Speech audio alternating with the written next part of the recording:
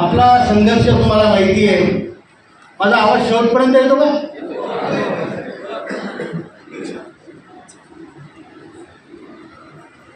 आपल्या सर्वांनी खूप कष्ट भोगले. आयुष्यात काम करताना, कुटुंब वाढवताना, मुलांना शिकवताना उसणं पासणं करून आपण आयुष्य काढलं. दर महिन्याला पेन्शनसाठी पैसे भरले आणि शेवटी आपली पाळी पेन्शन घ्यायची आल्यावर आपल्या हातावर तुरी दिल्या. बरोबर आहे का चूक आहे? आणि त्यामुळं आपलं जे म्हातारपण आहे, रिटायरमेंट नंतरची जी लाईफ आहे, जे आयुष्य आहे, ते नासवून टाकण्याचं काम या क्रूर व्यवस्थेने केलेलं आहे, या क्रूर सिस्टमने केलं आहे. मी कुणा एका गव्हर्नमेंटला म्हणणार नाही, कारण 95 पासून सगळ्यांचेच गव्हर्नमेंट आले, पण हा विषय कणगणीत टाकला गेला आणि इकडे कोणाचंही लक्ष कोणत्याही प्रकारचं नव्हतं. त्याच्यामुळे आपल्याला हा संघर्ष उभा करावा लागला. तुम्हाला सर्वांना माहिती आहे की आपण विविध क्षेत्रातले लोक आहे, विविध भाषा बोलणारे लोक आहे, विविध राज्यातले लोक आहे. या सर्वांनी एकत्र येण्याचं ठरवलं आणि आपण या सिस्टमला, या व्यवस्थेला झुकण्यासाठी भाग पाडणारे तुम्ही लक्षात ठेवा. आपले प्रयत्न पाहून, आपल्या लोकांचा जोश पाहून हे आंदोलन खरं म्हणजे रावल साहेब एक करुणामयी आंदोलन. हे आंदोलन काही तोडफोडीचं, दादागिरीचं, ताकद दाखवण्याचं आंदोलन नाहीये. या आंदोलनाला एक कारुण्याची झालर आहे. आमच्या म्हातारपणात आमचाच पैसा आमच्या कामी येणार नाही आणि तुम्ही दाबून बसणार, दुसऱ्यांना वाटणार. ह्या ज्या आपल्या मनातल्या खतखत्या भावना होत्या त्या या आंदोलनाने दाखवल्या. याची दखल घेतल्या गेली आणि आदरणीय पंतप्रधानांनी 2 वेळा आपल्याला चर्चेसाठी बोलावलं. आणि पहिल्या वेळेस जेव्हा अर्धा तास चर्चा झाली, मी बोलत होतो आणि अर्धा तास ते ऐकत होते. ते एक शब्दही बोलले नाही. पण ते बोलणं झाल्यानंतर जेव्हा आपले महासचिव वगैरे पण बोलले सगळे, त्यानंतर पंतप्रधान म्हणाले की ये काम तो होना ही चाहिए, तो मैं आपके लिए काम करूंगा. मग आम्ही दुसऱ्या वेळेस भेटलो 1.5 वर्षांनी. म्हटलं सर आपने तो बोला था, मुझे याद है, मैं आपका काम करने वाला हूँ, लेकिन इसमें ब्युरोक्रॅटिक हॅझल्स होती आहे. जे आपले प्रशासक असतात, प्रशासकीय अधिकारी, त्यांच्या बाजूनी बऱ्याच अडचणी असतात. तुमच्या तहसील ऑफिसमध्ये या टेबलावरची पहिले शेजारच्या टेबलावर जायला 2 महिने लागतात. बरोबर आहे की चूक आहे? मग त्या दिल्लीतले टेबल याच्यापेक्षा मोठे आहेत आणि फाईली पण मोठ्या आहेत. ती फाईल एका टेबलावरून दुसऱ्या टेबलवर जाईपर्यंत तिला पंख नसतात, पाय नसतात, ती सरपटत जाते. इतकं कठीण आहे. एकाच ठिकाणी 2 कक्षाधिकारी असे एक मध्ये ते असं लावलेलं, इकडे हा इकडे येतो, पण इथून तिथं फाईलला जाता येत नाही, तिला खूप ढकलावं लागतं. त्यामुळे आपल्याला उशीर झालेला आहे आणि ते मान्य आहे, सरकारलाही मान्य आहे. आणि आपलं म्हणणं काय, आज 78 लाख पेन्शनरांपैकी 20 लाख पेन्शनर्स विडो आहे, विधवा आहे किंवा विधूर आहे. याचा अर्थ 20 लाख लोक मेले, 30 वर्षात 20 लाख मेले. याचा तुम्ही हिशोब जर केला तर तुमच्या लक्षात येईल की रोज मरणाऱ्यांची संख्या 190 ते 200 लोक आहेत रोज. त्यामुळं आपल्याला घाई आणि म्हणून हे आपण आंदोलन अनेक वेळेस तीव्र केलं. अनेक वेळेस आपण अर्धरत्न आंदोलन केलं, आमरण उपोषण केलं, मुंडन आंदोलन केलं, त्या EPFOचं मडं त्याच्यात घरासमोरून नेलं, सगळेच प्रकार केले. रस्ते रोखले, जेलमध्ये आम्हाला 2 वेळा नेलं, पकडून नेलं, पालन धरून खेचत नेलं. हे सगळं झालेलं आहे. पण सबुरी का फल मीठा होता है. तुमची पेन्शन येत्या 2 महिन्यात वाढलीच पाहिजे.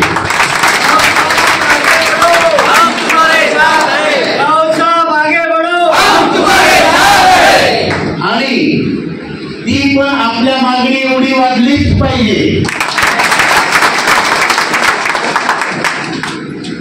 पंतप्रधानांना 2 वेळ भेटल्यानंतर आम्ही आदरणीय निर्मला सीतारामनजी ज्या आपल्या फायनान्स मिनिस्टर आहेत, अर्थमंत्री आहेत, त्यांना 2 वेळ भेटलो. पहिल्या वेळेस अर्धा तास चर्चा झाली. त्यावेळेस माझ्यासोबत आदरणीय हेमा मालिनीजी होत्या, आदरणीय जितेंद्र सिंगजी जे PMOचे राज्यमंत्री होते. पंतप्रधानांनी त्यांना पाठवलं, यांना कोणाची भेट घ्यायची जा म्हणे यांच्यासोबत. आपले महासचिव होते वीरेंद्र सिंगजी, PN पाटील साहेब होते.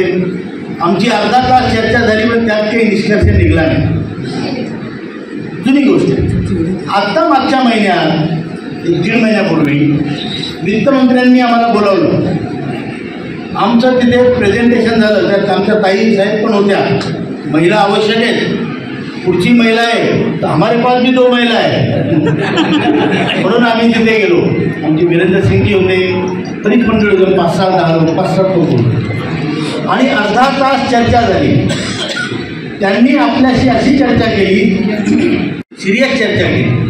कुठे प्रॉब्लेम आहेत, देशाच्या अर्थव्यवस्थेत काय प्रॉब्लेम आहे. म्हटलं प्रॉब्लेम तुमचे नका सांगू, आमचे आहे का. आमचे प्रॉब्लेम आम्ही तुम्हाला सांगतो. आणि आमच्या फोन बंद करा थोडा, आणि आला तरी 15 मिनिटं कट करा.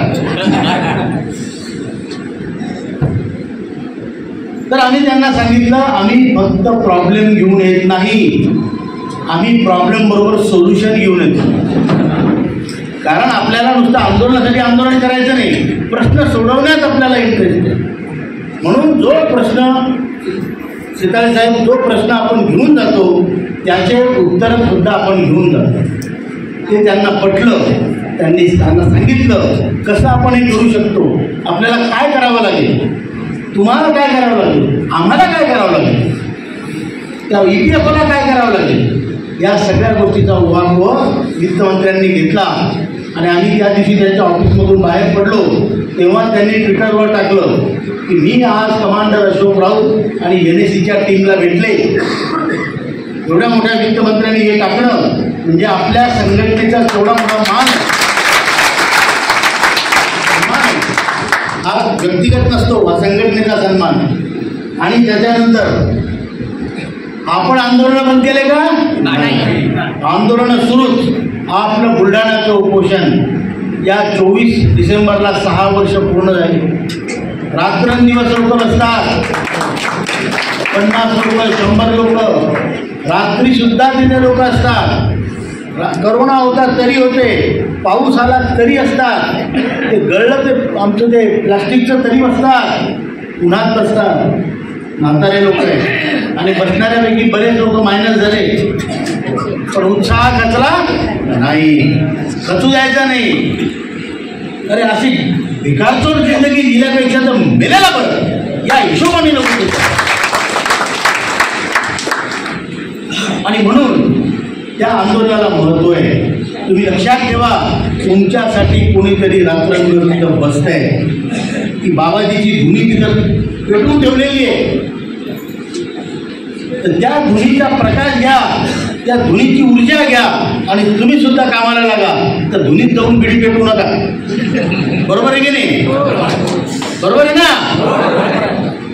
हे आपल्याला हे आपण सगळे प्रयत्न केले. त्याच्यानंतर तुम्हाला सांगतो 4 लेबर मिनिस्टर झाले आतापर्यंत संघटनाचं. हे सुरू असताना पहिले बंगारू दत्तात्रय, मग संतोष कुमार गंगवार, त्याच्यानंतर भूपेंद्र यादव आणि आता हे 4थे मंत्री आपले आदरणीय मनसुखजी मांडवीय. 4 मंत्री झाले, काम झालं नाही. त्याच्या व्यतिरिक्त आपण ब्युरोक्रॅटिक ही झाली पॉलिटिकल चॅनल. ब्युरोक्रॅटिक चॅनलमध्ये आपण एकही असा अधिकारी सोडला नाही तो जबाबदार अधिकारी आपल्या कामाशी निगडीत आहे. संपूर्ण भारताचा एकच असतो कॅबिनेट सेक्रेटरी. त्याच्याशी आपली 2 तास चर्चा झालेली आहे. 2 तास राऊंड टेबल कॉन्फरन्स. त्याच्यानंतर expenditure secretary, finance secretary, labour secretary, या सगळ्या मंडळींचा आपल्याबरोबर चर्चा आणि व्यवस्थित डिस्कशन झालेले आहे. आपण त्यांना आपले सोल्युशन सांगितलेले, आपण सांगितलेल्या तोडग्यावर ते काम करायला लागलेले. आणि आता या 20 तारखेला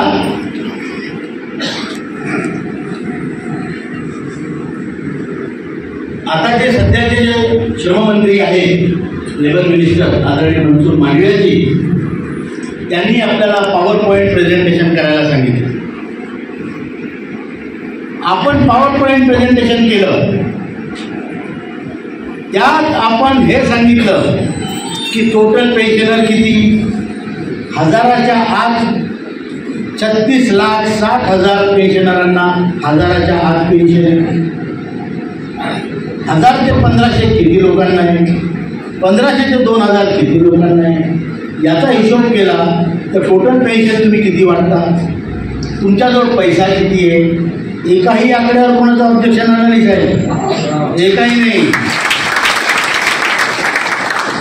किती तुमचे पूर्ण पैसा किती आहे तुमच्याजवळ, त्याचं व्याज किती येतं दरवर्षी, व्याजाचं तुम्ही आम्हाला किती देता आणि बाकीचं तुमच्याजवळ ठेवता. जवळपास 58 ते 60,000 कोटी व्याज येतं दरवर्षी, त्यातले ते तुम्हाला 14,000 कोटी वाटतात. हे त्यांच्या समोर आकडे मंत्री बसलेले. त्यानंतर त्यांना सांगितलं की यात जर आपल्याला वाढ करायची आहे आणि आपल्या म्हणण्याप्रमाणे करायची आहे तर कसं करता येईल. कारण नुसते प्रश्न सांगून जमत नाही ना, तुम्हाला उत्तरही माहीत पाहिजे. म्हणजे काय, गहू नाही पेरायचं, सांगा ना काय पेरू, नुसतं गहू नका पेरू म्हणता, सांगा सोयाबीन पेरू, बरोबर आहे की नाही. तर म्हणून आपण त्यांना सोल्युशन दिलेले आहे. आपलं सोल्युशन असं आहे की ज्यांना 1000 आणि त्याच्यापेक्षा कमी पेन्शन असेल त्यांची पेन्शन 7,500 आणि मागे भत्ता झाली. मागणी पण म्हणजे 1000 असलेली पेन्शन 1000 अधिक 6,500 अधिक महागाई भत्ता. मग समजा कुणाला 500 रुपये पेन्शन तर 500 रुपये अधिक 6,500 अधिक महागाई भत्ता. कोणाला 1800 अधिक 6,500 अधिक महागाई भत्ता. आपण त्यांना सोल्युशन दिले. मग आपण त्यांना हे सांगितलं की हे सगळं करताना तुम्हाला खर्च किती येणार. आपण हिशोब केले, हिशोब काढले, चार्ट दाखवले की हे जर तुम्ही दिलं आमच्या मनात तर तुम्हाला इतके खर्च येणार आहे. तुम्हाला अंदाजे 82,000 कोटी खर्च येणार दरवर्षी. मग या खर्चाची भरपाई कशी करायची तर आपण त्यांना सांगितलं. या किती लोक पट्ट्या ना तुम्हाला, जास्त कॉम्प्लिकेटेड होईल. आम्ही ऑफिसमध्ये काम केले. हा, कारण इंदुरीकर महाराज आहेत तर चांगलं नाही बोलत आपण. तर हे सगळं त्यांना आपण सांगितलं आणि त्यांना सांगितलं की जो EPFOचा पूर्ण इंटरेस्ट भाग आहे जेवढं त्याला व्याज मिळतं ते संपूर्ण 58,000 कोटी पेन्शनकडे वळवा. त्याच्यानंतर उरलेले पैसे भारत सरकारने द्यावेत. कारण काय, तुम्ही श्रमयोगी मानधन योजना एक त्यांनी सुरू केली, त्यामध्ये मी जर 100 रुपये दिले तर सरकार 100 रुपये दिले, म्हणजे सरकारचं कॉन्ट्रिब्युशन 100%, माझे 100 सरकारचे 100. आता ही जी new pension scheme, old pension scheme त्याची मिळून त्यांनी केली युनिफाईड पेन्शन स्कीम. त्यामध्ये गव्हर्नमेंट ऑफ इंडिया दिले 18.5%. किती? 18.5. आणि आपल्याला आपल्या पेन्शनमध्ये गव्हर्नमेंटचे पैसे 0 आहेत. आतापर्यंत ते 16 देतात, ते फक्त ॲडमिनिस्ट्रेटिव्ह खर्चासाठी, प्रशासकीय खर्चासाठी देतात, त्यात आपल्या पेन्शनसाठी नाही आहे. मग आपण ते निर्मला सीतारामनजींनाही सांगितलं आणि प्रेझेंटेशनमध्ये म्हटलं की आम्ही भारताचे पुत्र आहोत, आम्ही तुमचे संपलेले सावत्र पोरं नाही आहे, तर तुम्ही आमचे सावत्र आईवडील नाही आहे. हिस्सा तर आमचाही आहे. तर आम्हाला तुम्ही कमीत कमी 8.33 जेवढे आम्ही देतो तेवढे तुम्ही द्या. एखादा % कमी जास्त पण ही त्याची पूर्तता करा. मग आता हे झालं, गव्हर्नमेंट ऑफ इंडिया काय देणार, EPFO काय देणार. अहो आपण पण तर द्यायला पाहिजे ना. आपण नुसते भिकारी नाही आहे, आम्ही अमीर आहे.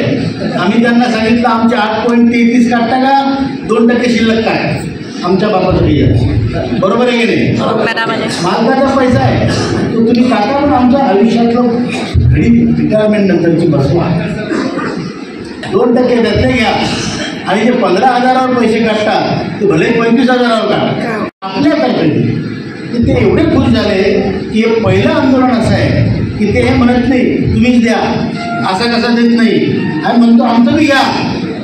बरोबर आहे की नाही. त्यामुळं त्याचं सोल्युशन लवकर निघेल अशी आपल्याला अपेक्षा आहे.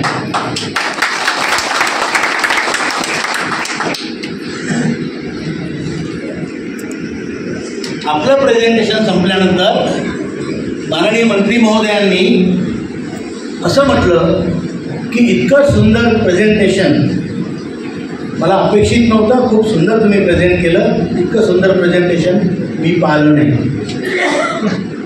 ही आपल्या लोकांची कमाल आहे, पूर्ण भारतभरातल्या.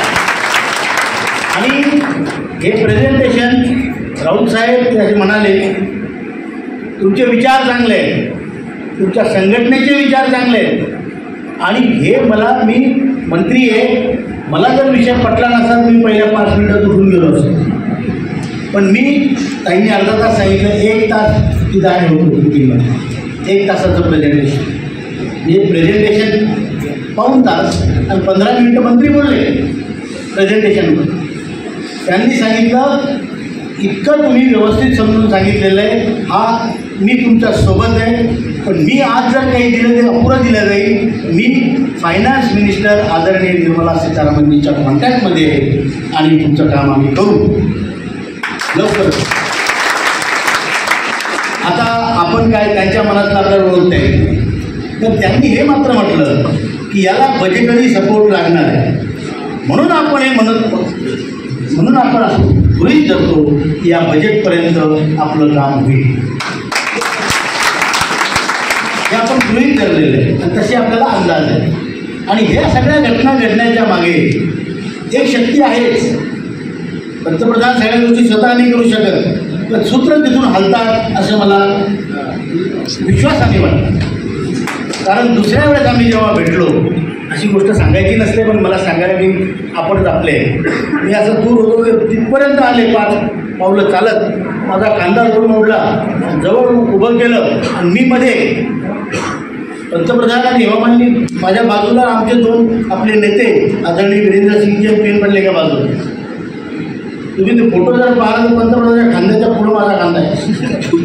त्यांनी केलं म्हणून आहे, आपली लायकी नाही आहे, आपली लायकी नाही आहे, पण त्यांना आपल्या कार्याचा, संघटनेच्या कार्याचा किंवा आपल्या या सगळ्या प्रयासाचा एक प्रकारे कौतुक वाटतं आणि म्हणून त्यांनी हे जेस्चर दाखवलं. त्यामुळे मला असं वाटतं की याच्या मागे एक अदृश्य शक्ती आहे आणि म्हणून आपलं काम होणार. तिथे आपण जे मुद्दे प्रेझेंटेशनमध्ये मांडले ते हे मांडले की 7,500 महागाई भत्ता, मिनिमम पेन्शन आणि हायर पेन्शन ज्याला पाहिजे त्याला, या दोन्हीची चॉईस एकाच वेळेस लोकांना देण्यात यावी. ज्याला मिनिमम पेन्शन पाहिजे त्यांनी A टिक करा, ज्याला हायर पेन्शन पाहिजे त्याला B टिक करा, ज्याची जी टिक मार्क ते त्याला द्या. मी येतो त्याच्या विषयावर की काय घेणं परवडतं. त्याच्यानंतर आरोग्य सुविधा. आता भारत सरकारने आयुष्यमान भारतची आरोग्य सुविधा 70 वर्षाच्या वयानंतर केली आहे, बरोबर आहे ना. आपण त्यांना सांगितलं कामगारांचं जीवन, श्रमिकांचं जीवन हे कठीण असतं, त्यांना आरोग्य सुविधा ही 58 नंतरच दिल्या गेली आहे. रिटायर झाला की आरोग्य सुविधा जॉईन, TPO नंबर मिळाला की आरोग्य सुविधा जॉईन, ही तुम्ही स्थिती करा. तर त्यांनी मला असं म्हटलं, म्हणजे आम्हाला आपल्या टीमला, मंत्र्यांनी, की हे शक्य आहे आम्ही तुम्हाला ESI मध्ये 58 नंतर घेऊ शकतो. ESI असतं ना, ESI medical scheme, employee state insurance राज्य विमा योजना. हां, त्यामध्ये 58 नंतर तुम्हाला घेऊ. त्यातील नॉमिनल पैसे तुम्हाला द्यावं लागतील छोटे मोठे. आणि 70 वर्षाचे झाले की ऑटोमॅटिक तुम्ही आयुष्यमान भारतमध्ये जाऊ शकता. म्हणजे आपल्याला 58 पासून आरोग्य सुविधा मिळतील असंही आपण तिथे नमूद केलं. आणि जे त्यांनी मान्य केलं म्हणजे प्रिन्सिपली मान्य केलं. जोपर्यंत ब्लॅक अँड व्हाईट येत नाही तोपर्यंत तर असंच आहे ना. तिसरी गोष्ट आपण त्यांना सांगितली की आम्हाला पहिली गोष्ट त्यांना हे सांगितलं की पेन्शन देणं का आवश्यक. आज वृद्धाश्रम तुम्ही उघडू लागला, पण ज्या माणसाचा पैसा आहे त्याला घरात जर तुम्ही पैसे दिले 10,000 12,000 तर त्याला वृद्धाश्रमात जायची पाळी येणार नाही ना. बरोबर आहे की नाही.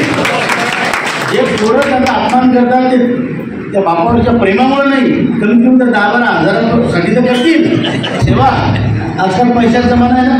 बरोबर आहे ना. तर 10-12 हजारासाठी करतील. कमीत कमी 30 तारखेला तर म्हणतील बाबा फायदा करून देऊ का.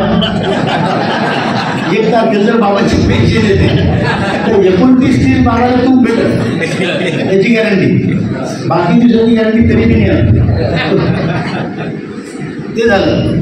त्याच्यानंतर त्यांना सांगितलं महाराज तुमच्या बिलकुल तुम्ही याच्यावर विचार करा की आम्हाला जर तुम्ही फायनान्शियली एम्पॉवर केलं किंवा आम्हाला आर्थिक बळ जर दिलं वृद्ध लोकांना तर ते काय करतील.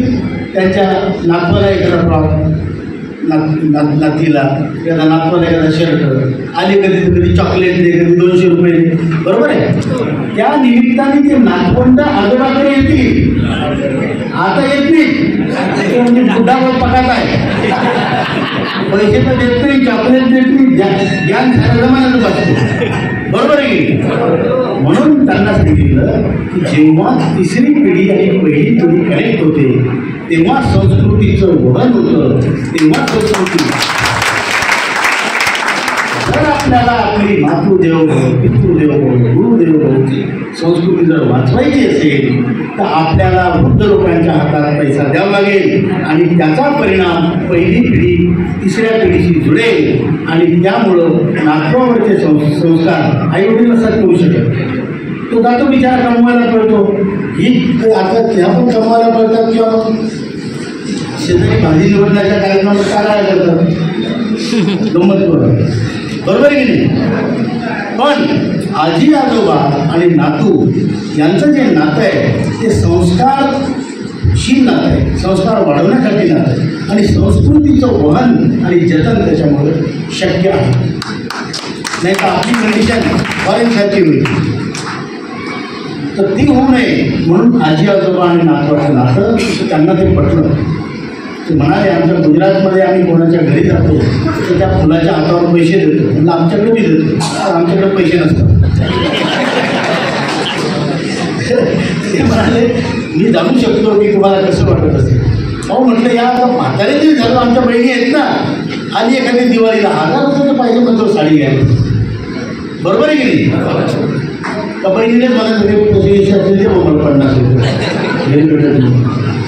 या सगळ्या गोष्टीची चर्चा झाल्यावर त्यांना हे पटलेलं आहे की हे विचार आणि हे त्यांना पुन्हा एक सांगितलं तुमचा पक्ष BJP, आदरणीय पंतप्रधान तुम्ही तुमचा पक्ष यांचं एक त्यांचं स्वप्न आहे. त्याला म्हणतात अंत्योदय. म्हणजे पंक्तीतल्या अंतिम माणसाच्या चेहऱ्यावर हसू आलं पाहिजे, चेहऱ्यावर खुशी आली पाहिजे आणि तो माणूस सुखी झाला पाहिजे. त्यांना सांगितलं सर इससे बडा अंत्योदय नाही कर सकते. हे आम्ही पंक्तीतले सगळ्यात शेवटचे माणसं आहे. बरोबर आहे ना. चूक आहे. आमच्याजवळ आरोग्य नाही, आमच्याजवळ वय राहिलं नाही, आमच्याजवळ पैसा नाही, आमच्यापेक्षा तुम्हाला कोण गरीब भेटणार आहे. बाकीचे सर कागदपत्र आणून सर्टिफिकेट आणून सिद्ध करतील मी गरीब आहे, पण खरे गरीब हे. त्यांना ते पटलं आहे. त्यांना म्हटलं अंत्योदय करने के लिए कितना बड़ा कारण आपको दूसरा नहीं है, ये बहुत बड़ा कारण है, इसको आप करो. त्यांना हेही सांगितलं की 1952 मध्ये बाबासाहेब आंबेडकर हे जेव्हा कायदेमंत्री होते तेव्हा त्यांनी काही कामगार सुधार केले होते. सुट्टी आठवड्यातून एक वेळ, वर्किंग अवर्स 8 तास करणे, प्रेग्नन्सी लिव्ह महिलांना, हे काही फायदे त्यांनी कामगारांची कामं केले. पण त्यावेळेसही पेन्शन नव्हती. त्यानंतर 71 फॅमिली पेन्शन सुरू झाली की नवरा मेला की बायकोला 2 रुपये मिळणार. 2 रुपयासाठी तिने मारा लागली. नवरा मेला की बायकोला 2 रुपये 5 रुपये मिळतात. 95 ही स्कीम आली, याची पूर्ण रंगली करून टाकली. त्यांना म्हटलं मंत्री महोदय, तुम्ही आणि आपल्या आदरणीय पंतप्रधानांनी जर हे काम केलं तर कामगार विश्वात तुमचं नाव सुवर्ण अक्षरानं लिहिलं. जे आतापर्यंत जी सरकार करू शकली नाही ती तुम्ही जर केलं, आमच्याच पैशातून करायचं आहे, थोडंफार तुम्हाला द्यायचं आहे. तुम्ही आपण सगळ्यांनी मिळून हा प्रण करूया की हे काम झालंच पाहिजे. त्यांनी मान्य केलं. दुसरी गोष्ट त्यांना आपण सांगितलं, म्हटलं तुम्ही पैशाची चिंता करू नका, आम्ही मुंग्या आहे. आम्ही ठरवलं तर हा फंड देशात नाही, विश्वात सगळ्यात मोठा फंड करून टाका. ते म्हणाले कसं? आपलं तर असं नाही, आपण कुठेही बोलतो असं नाही आहे, त्याच्या मागे कारण आहे. त्यांना म्हटलं आज तुमच्या या स्कीममध्ये कॉन्ट्रीब्युशन करणाऱ्या कामगारांची संख्या देशात आहे 7.5 करोड. बरोबर? 7.5 कोटी लोक इंडस्ट्रीमध्ये काम करून पैसे देतात अंशदान. आणि लोकसभेच्या आकडेप्रमाणे देशामध्ये इंडस्ट्रीयल वर्कर्सची टोटल संख्या आहे 29.88 करोड, म्हणजे जवळपास 30 करोड. चौपट. 7.5 गुणिले 4 बरोबर 30. आमची संघटना दिवसरात्र काम करायला म्हटलं साहेब, आम्हाला सवय लागेल घरचं जाऊन मामाच्या बकरवळ आहे. आम्ही काम करू आणि या सगळ्या कामगारांना या सुरक्षिततेच्या ह्याच्यात आणू, जेणेकरून त्यांचं म्हातारपण सुरक्षित राहील आणि जेणेकरून तुमचा फंड प्रचंड वाढेल. तुम्ही त्याची चिंता करू नका. पण आज रोजी या लोकांचे तुम्ही प्रश्न सोडवाल तरच ते शक्य आहे. आज रोजी तुम्ही जर हे सुरू केलं तर तुमचा जो ग्राफ आहे तो टेम्पररी 2 वर्षासाठी असा थोडा खाली जाईल, नंतर सर वर चढेल. त्यांच्या लक्षात आलं. ग्राफिकल रिप्रेझेंटेशन होते, आकडे होते, ही गोष्टी सोप्या करून सांगतोय तुम्हाला. एकंदरीत मंत्री महोदय खुश होते आणि आपलं काम होणार आहे याची शक्यता नाही. पण एक लक्षात ठेवा, हा संघर्ष आहे, याच्यामध्ये आपल्याला विश्वास ठेवून गुपचूप बसणं शक्य नाही. बरोबर आहे का? म्हणून संघटनेची भूमिका ही आहे की सर्व नेते मंडळींना सांगू इच्छितो की जी तलवार आहे ना ती आपण मॅनात टाकली पण पूर्ण मॅन केलेली नाही. तलवारीची मूठ हँडल आपल्या दुसऱ्या हातात असे उभे आहोत. काम झालं तर पूर्ण मॅन करून त्यांच्या पाया पडू. बरोबर आहे? नाही झालं तर तलवार उचलायला किती वेळ लागतो? लगेच. बरोबर आहे की ही भूमिका आपण ठेवणार आहे, सावधगिरी ठेवणार आहे आणि आपला संघर्ष चालू ठेवणार आहे. तुम्हाला सांगतो, महाराजांनी म्हटलं संघर्ष बंद करू नका. संघर्ष महाराज बंद होणार नाही. आपलं काम जरी झालं तर अजून अनेक कामं आहेत आपल्याला. आणि आपल्याला तर उदाहरणार्थ लक्ष्मी विष्णू मिल जमिनी, तुमच्या कामगारांच्या ग्रॅच्युट्या अजून ते मिळालेले नाही आहेत. खूप लोकांना त्रास आहे, त्यांचा आसपास मारला जातो आहे. त्याच्यावर आपण काही गोष्टी केल्या कागदोपत्री. पण जर हे काम पहिले आपल्याला अर्जुनासारखा आता फक्त एकच माशाचा डोळा दिसतोय टेन्शन, ते झालं तर आपल्याला बल पण येईल आणि आपण बाकीची कामं हातात घेऊ. मरने तक लढना यही जिंदगी है.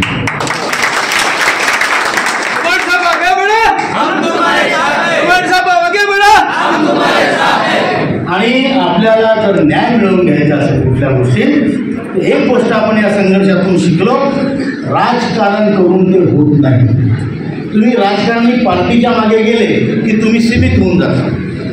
याचे फंडे हे, त्याचे फंडे ते, असं होऊन जातं. आपण नॉन पॉलिटिकल संघटना आहे आणि म्हणून आपण या गोष्टी करू शकतो. आपल्या सभेत कोणी काँग्रेसचा नेता आला तरी धन्यवाद, BJPचा आला तरी धन्यवाद. आणि आपल्यासाठी पेन्शनर भगवान आहे, देवता आहे, बरोबर? मला सांगा, मंदिरातून देवळातून कधी देव तुमच्या घरी आला का? ये मी आलो दर्शन घे, आला का? आपण देवळात जातो, बरोबर आहे? म्हणून मी तुम्हाला भेटायला, तुम्ही आमचे देव, म्हणून तुम्हाला भेटायला आलो. मी माझ्या देवळात आलो, माझ्या देवांना भेटलो. असं नसतं. तुमचे बी कोणी देव असतील की नाही? तुमचे देव आहेत की नाही? ते जे इथे येऊ शकले नाही ते तुमचे देव आहे. आपापला देव शोधा. मी तुम्हाला देव म्हटलं म्हणजे तुम्ही देव झाले असं नाही. माझ्यासाठी देव आहे, पण तुमच्यासाठी पण कोणीतरी देव आहे. आमच्यासाठी तुम्हीच आहे. नाही, सेवेची चेन ही सेवेची चेन आहे. यामध्ये तुम्ही माझ्यासाठी देव, जे इथे येऊ शकले नाही ते तुमचे देव. त्यांच्या घरी जा. कोणी बकऱ्या चारतोय त्याला सांगा त्याचा हक्क काय, त्याचा हात धरा, त्याला उठून उभं करा, त्याला संघर्षात घ्या. तुम्हाला सांगतो, जो संघर्ष करेल तो जास्त जगेल. लक्षात लिहून घ्या. तुम्ही तुमचं बुद्धी शरीर सगळं काम करत राहील. घरात बसले की तुम्ही सडले, आणि आपल्याला सडक मरायचं नाही, लढत नेलं तो चालेल द्यायचा, बरोबर आहे? म्हणून आतापासून मी रावळ साहेबांना सांगू इच्छितो, चांगले तरफदार कार्यकर्ते धमकरे साहेबांना सांगू इच्छितो की सोलापुरात एवढे लोक, तर कुठं गेले माझे एवढे देव? कोण चोरले माझे देव? बरोबर आहे की नाही? त्या झोपले ते, उठवा त्यांना. त्यांच्याशिवाय कसं होईल? सगळ्यांचं कल्याण झालं पाहिजे. आपल्या संघटनेचं घोषवाक्य आहे, सर्वेषां मंगलम भवतु. आणि प्रत्येक गोष्ट स्वार्थासाठीच केली जाते असं नाही, कधीच नाही. राम लक्ष्मणाचं नातं कधी स्वार्थाचं नव्हतं. वनवास कोणाला झाला? रामाला. वनवासात लक्ष्मण गेला की नाही? गेला की नाही? आणि रामाची प्रत्येक लढाई लक्ष्मण लढला. असं समजा मी तुमचा लक्ष्मण आहे, तुम्ही माझे राम.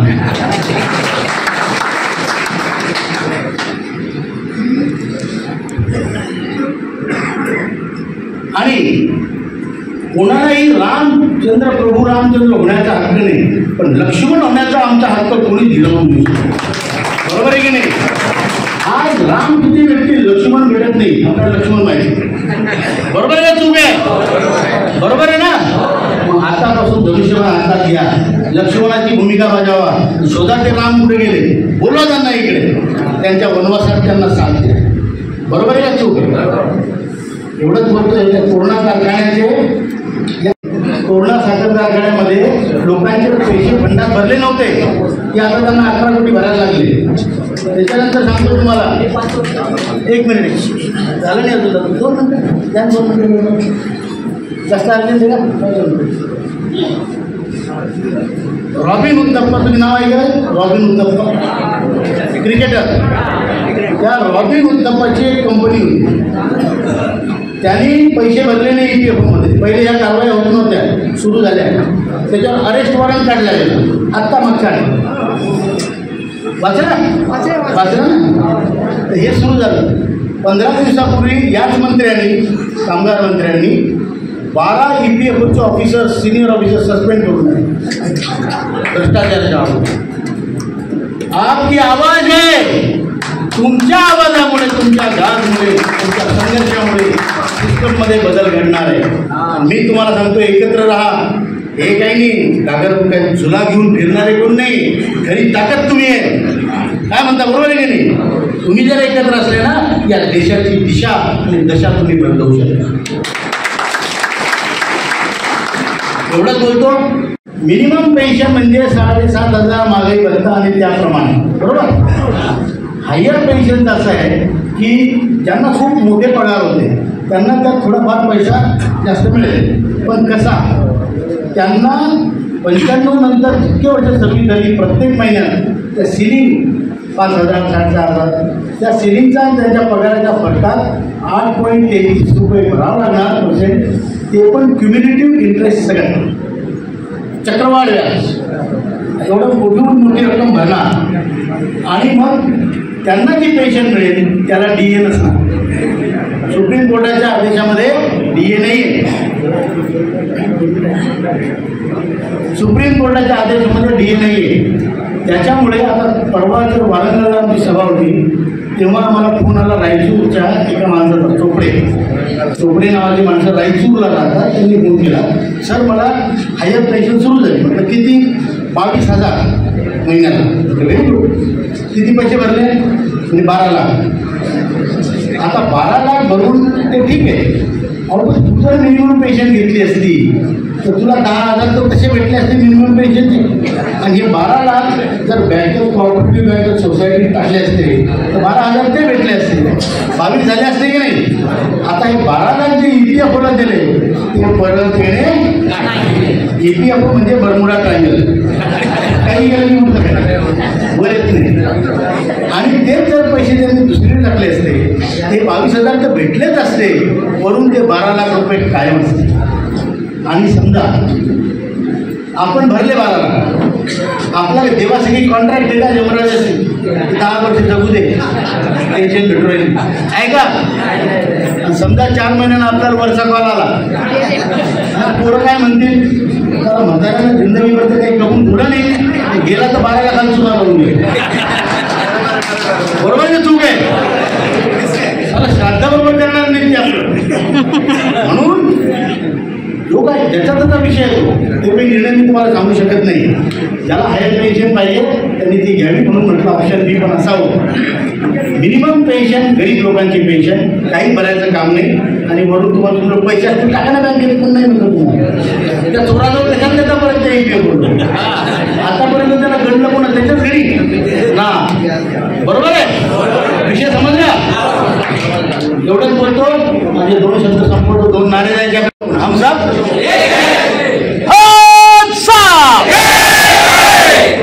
तुमच्या म्हाताऱ्या